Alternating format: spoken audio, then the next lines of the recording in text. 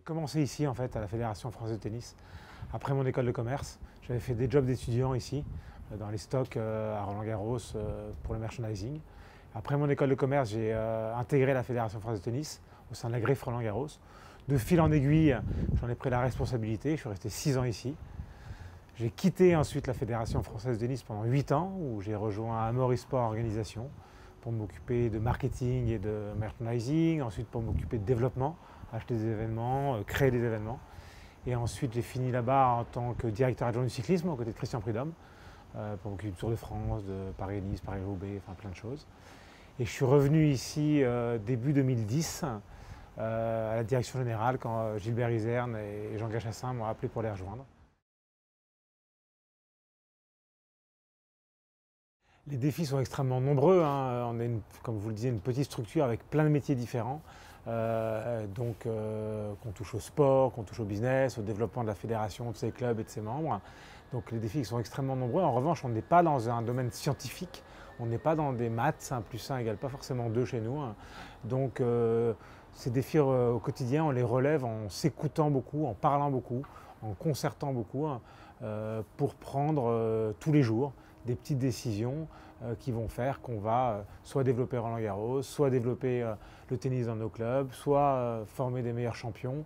Voilà, c'est beaucoup d'écoute, beaucoup d'intention et on essaie de fonctionner beaucoup en mode agile et continu. On essaie de ne pas avoir de process trop long pour justement s'adapter aux défis qu'on a quotidiennement.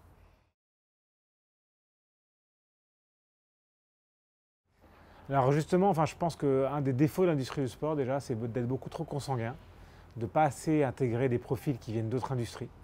Donc on essaye justement avec notre DRH d'intégrer des profils qui viennent d'autres secteurs pour nous apporter leur culture, leur savoir-faire.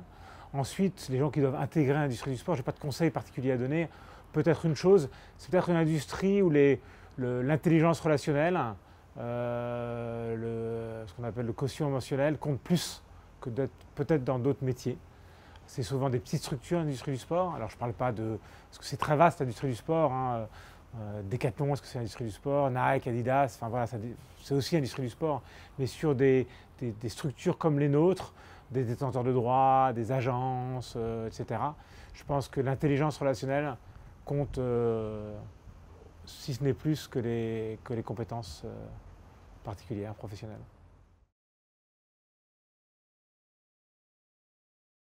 On attend effectivement des compétences clés hein, dans certains domaines. On a des métiers extrêmement différents, hein, des métiers logistiques, des métiers sportifs, des métiers business, des métiers financiers. Enfin, on a plein de métiers différents, ce qui fait la richesse de notre entreprise.